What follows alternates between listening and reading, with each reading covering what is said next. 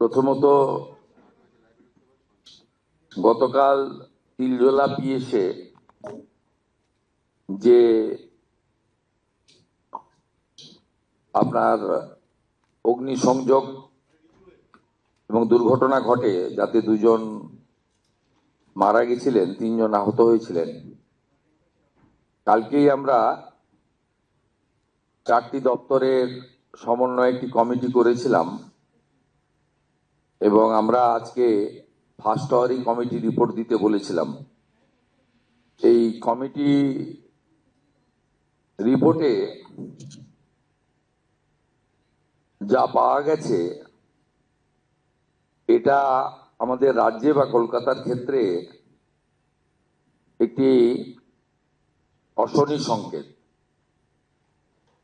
ওই অবৈধ ওয়ার্কশপ বা কারখানায় কোনো বিল্ডিং প্ল্যান নেই। বিল্ডিং প্ল্যান নেই যেমন the basic norms of fire এবং ইলেকট্রিসিটি, সেগুলো ওখানে ছিল না, কমপ্লিটলি অবৈধ। আমরা এই ঘটনার পরিপ্রেক্ষিতে কতগুলো অ্যাকশন নিয়েছি। তিলজলা পিএস এর কেস নম্বর 226, তাতে ওই অবৈধ কারখানার মালিক শেখ নাসির এবং শামীম মোহাম্মদ, তাদেরকে গ্রেপ্তার করা হয়েছে আজকে সকালে। আমরা বিদ্যুৎ সরবরাহকারী সংস্থাকে পার্মানেন্ট ইলেকট্রিক ডিসকানেকশন করার অর্ডার দিয়েছি এবং সিএসি কে বিদ্যুৎ সচিবের মাধ্যমে জানানো হয়েছে, যত এই ধরনের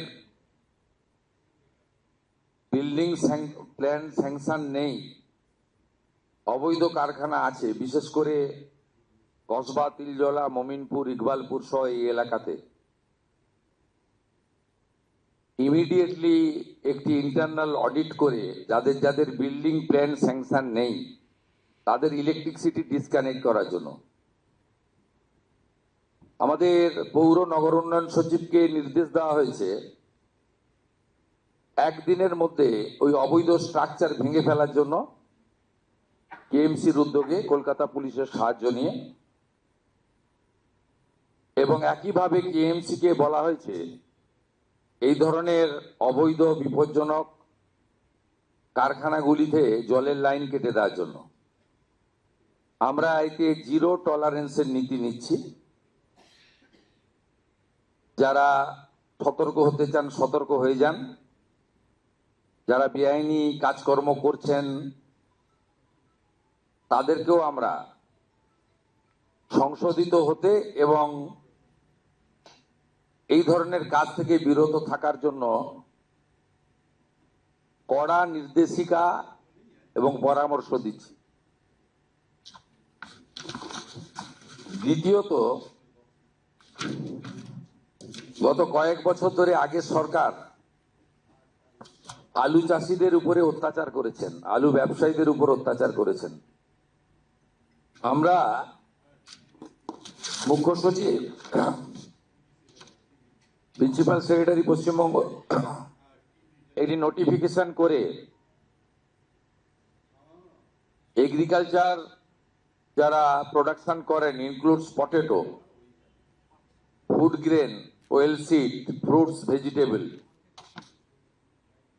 এটা অন্য রাজ্যে পাঠানোর ক্ষেত্রে, বিশেষ করে আলু চাষি, আলু ব্যবসায়ীদের যে যন্ত্রণা আগের সরকার দিয়েছেন, আমরা সেটা আজ থেকে বন্ধ করলাম এবং কোনো ইন্টারস্টেট বর্ডারে কোনো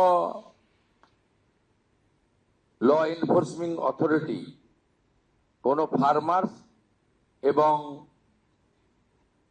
কৃষিজ ফসল বা প্রাণী সম্পদ উৎপাদনকারীদেরকে, ক্ষুদ্র ব্যবসায়ীদেরকে কেউ হয়রানি করতে পারবে না। পুলিশ হতে পারে, এনফোর্সমেন্ট ব্রাঞ্চ হতে পারে এবং অন্যান্য ল এনফোর্সিং অথরিটি হতে পারে। এটা আজকে আমরা প্রিন্সিপাল সেক্রেটারি অর্ডার করলেন, আমাদের তথ্য সংস্কৃতি দপ্তর মিডিয়া গ্রুপে এই অর্ডারের কপি দিয়ে দিচ্ছে। এই সরকার অনেক প্রত্যাশা জাগিয়ে এসেছেন এবং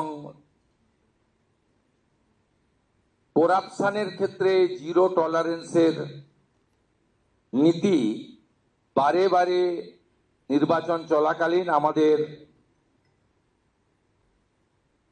পক্ষ থেকে বলা হয়েছে।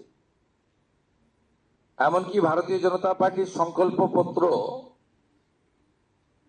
সেক্ষেত্রেও আমরা বলেছি প্রাতিষ্ঠানিক দুর্নীতির ক্ষেত্রে ব্যবস্থা হবে। সেই আপনারা দেখতে পারবেন কয়েকদিনের মধ্যে আমরা আগামী ক্যাবিনেটে হয়তো এই বিষয়ে সিদ্ধান্ত কিছু নেব।